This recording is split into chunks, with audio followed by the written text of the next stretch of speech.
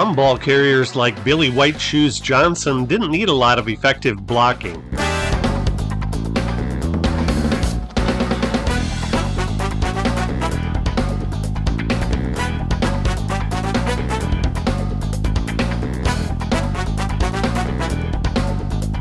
Others, like Terry Metcalf, relied upon stellar blockers, like number 73, Ernie McMillan, who blasted future Hall of Fame safety Ken Houston.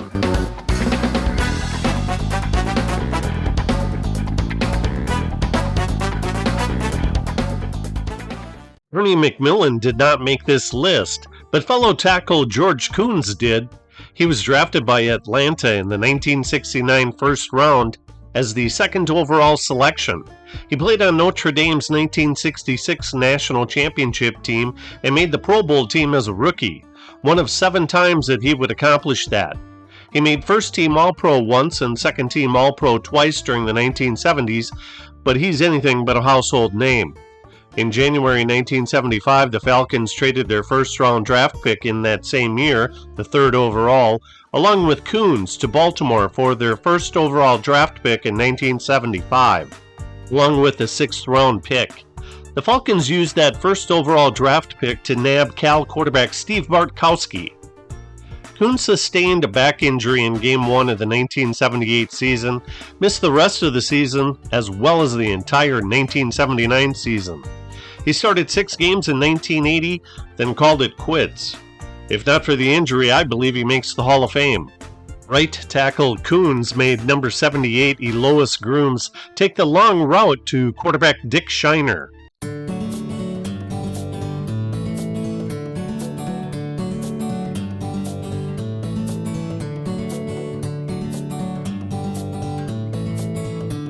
Lining up across stud pass rusher Jack Youngblood was far from an easy task, but Coons held his own here.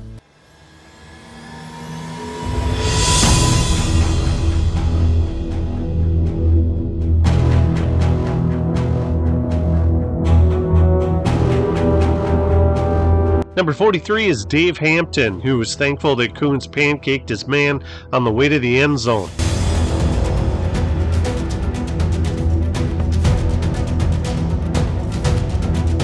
Guard Gail Gillingham was the Packers' first-round draft pick in 1966 and a 2-time Super Bowl champion. He began weight training in a shed behind his family's house during his college days, and his playing weight in the professional ranks increased steadily from 255 pounds to 290 pounds. Fellow Packers guard Bill Leak said that Gillingham could bench press 450 pounds and squat 600 plus pounds in the early to mid 1970s. Gillingham made 5 Pro Bowl teams, 1 first-team All-Pro, and 1 second-team All-Pro designation. After making the Pro Bowl from 1969 through 1971, Packers head coach Dan Devine inexplicably switched him to defensive tackle just 5 days before the 1972 season opener. He hurt his knee in the second game and was lost for the season. He was switched back to guard, and guess what? He made the Pro Bowl again in 1973 and 1974. Packers great Bart Starr said, "He'll go down as one of the great guards in history." And Dave Hanner, who spent 44 years with the Packers as a player, coach, and scout, said, "He was the best lineman that the Green Bay Packers ever had." Gillingham retired after the 1974 season when head coach / general manager Bart Starr refused his trade request due to the lack of the Packers front office being able to field a competitive team. He returned for the 1976 season, started all 14 games, then retired for good.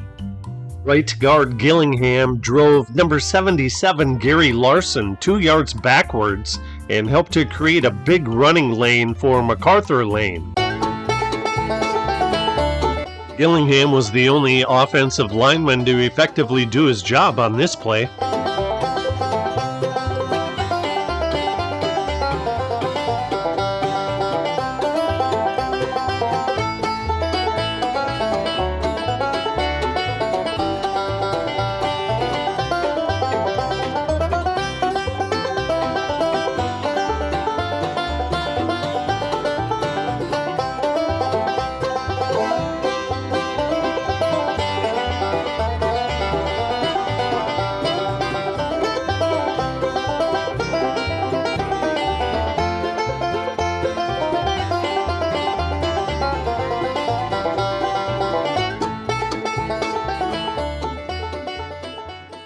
Center Tom Banks was a 1970 8th-round draft pick who missed his entire rookie season due to sustaining a broken ankle.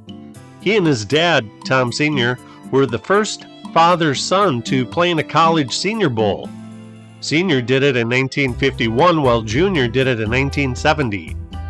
Banks also played football with future Heisman Trophy winner Pat Sullivan in grammar school, high school, and college.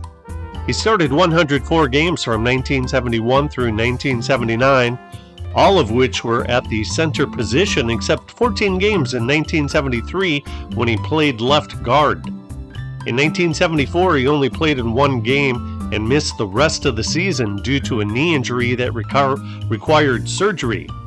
He made the Pro Bowl team from 1975 through 1978 and was a main contributor to the Cardinals setting an NFL record in 1975 when they only allowed 8 sacks.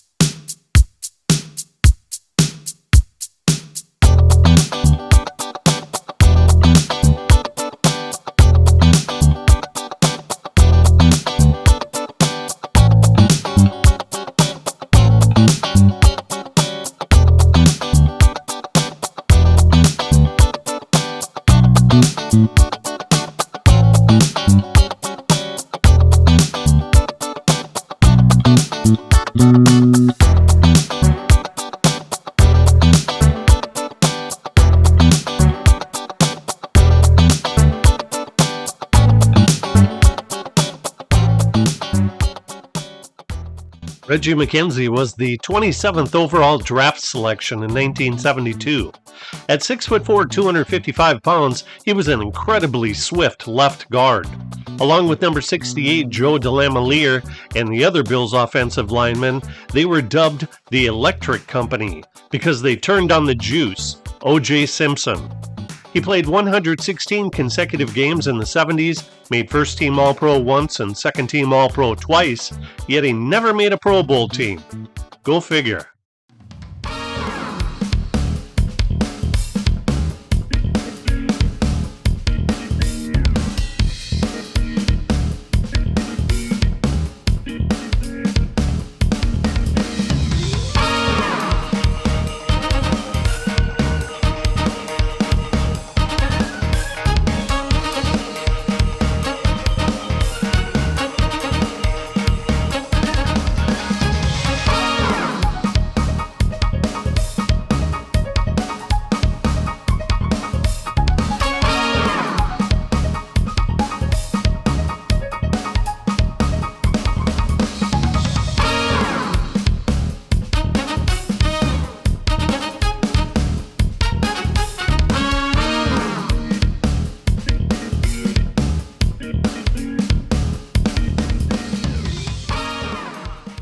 McKenzie was also an effective pass blocker.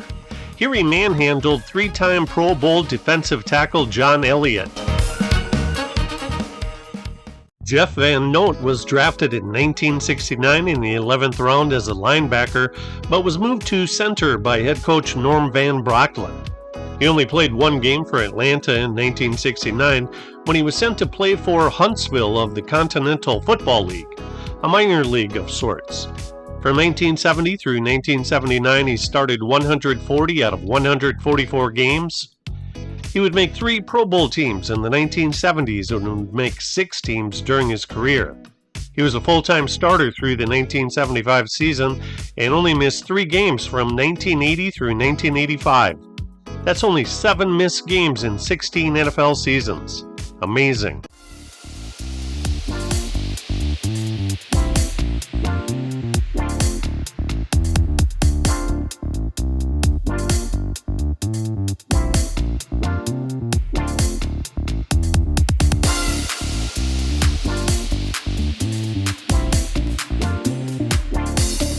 On this play, Van Note butts heads with Big Bad Dick Butkus and keeps him from wreaking his normal havoc.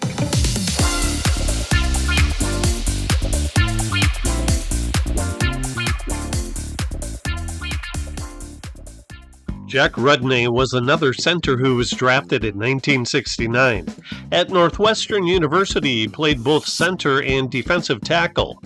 Unfortunately, he missed the Chiefs' Super Bowl winning season due to a back injury that was incurred during the College All-Star Game. He'd go on to start 136 games from 1970 through 1979, and he failed to play in only one regular season game during the 1970s. He was the AFC starting center in the Pro Bowl from 1973 through 1976, and he's deservedly a member of the Chiefs Hall of Honor.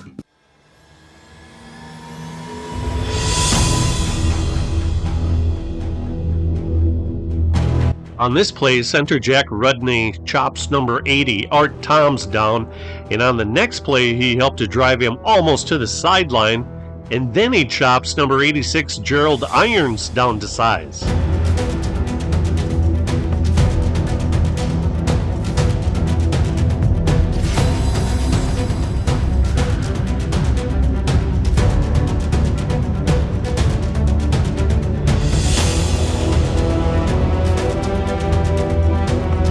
Here, Rudney expertly dropped 1972 Pro Bowl defensive tackle Paul Smith.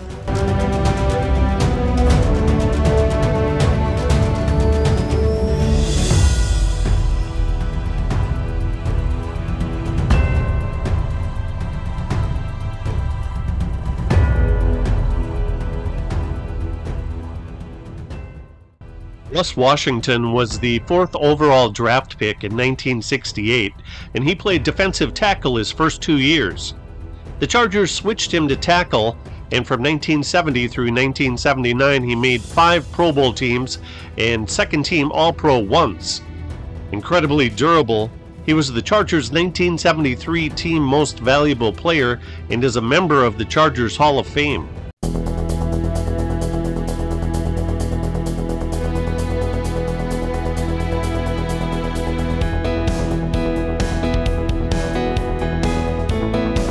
Here, Washington takes on Rich Tombstone Jackson and keeps him off Hadel's back.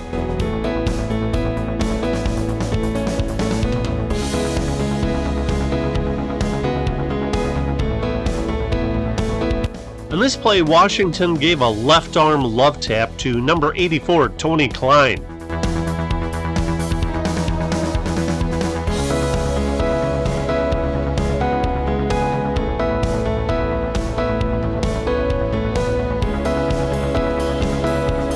Klein fared far better than Phil Villapiano, and certainly better than Nehemiah Wilson.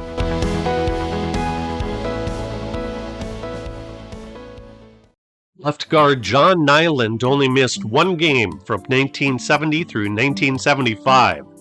He was one tough hombre. He played in a slew of Pro Bowl games and was named first-team All-Pro in 1971 and 1972, despite having the nickname of Johnny Nightlife. On September 14, 1975, he was traded to the Eagles for their 1977 third-round draft pick, who ended up being wide receiver Tony Hill. In the 1976 training camp, he tore left knee ligaments and was placed on injured reserve. He retired at age 32. If not for the injury, he may have made the Hall of Fame. ProFootballReference.com ranks him as the 24th best guard, just 1 slot behind Hall of Famer Tom Mack. Left guard John Nyland surrendered little turf to number 64 John Mendenhall, which helped to create a clean passer pocket for Craig Morton.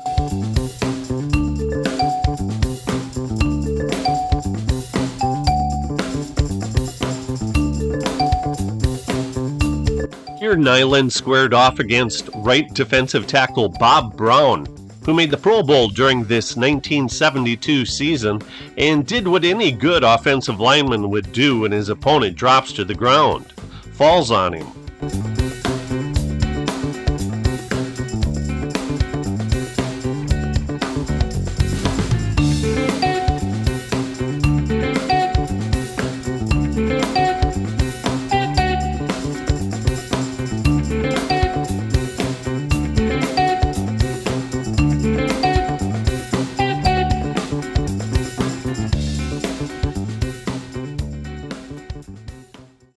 Forrest Blue was a very large center at 6'5½", 260 pounds.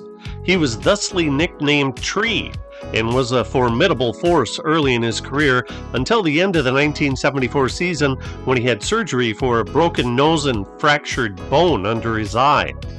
On September 15, 1975, he was traded to the Colts for a 1978 third-round draft pick.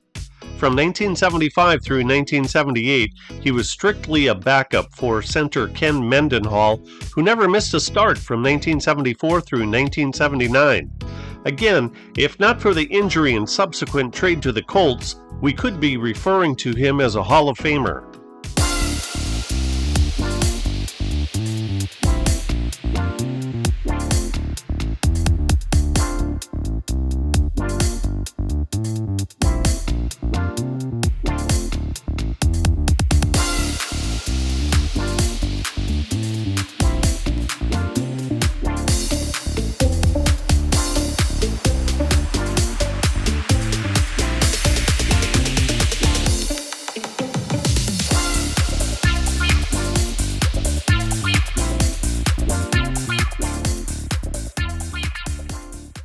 Guard Jerry Seymore was a two-time unanimous All-American at Texas, and he was the third overall selection in the 1973 draft. Seymore has the least amount of accolades on this list, which is in no particular order, incidentally. He made only one Pro Bowl team. However, his durability and effectiveness from 1973 through 1979, he only missed one start, aided the Eagles from being the laughingstock of the league to a highly respectable team. For those reasons, he has been inducted into the Eagles Hall of Fame. Seymore played tackle for the Eagles except in 1976 and 1977 when he played guard. From 1978 through 1984, he went back to playing tackle again.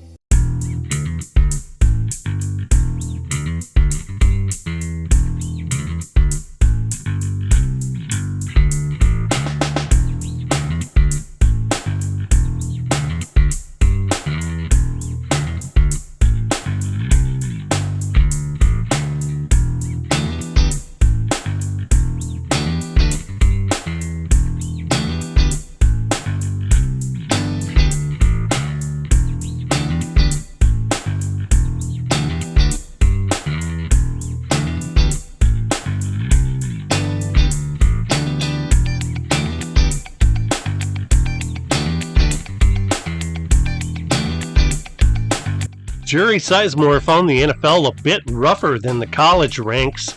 This footage is from his first NFL game in 1973.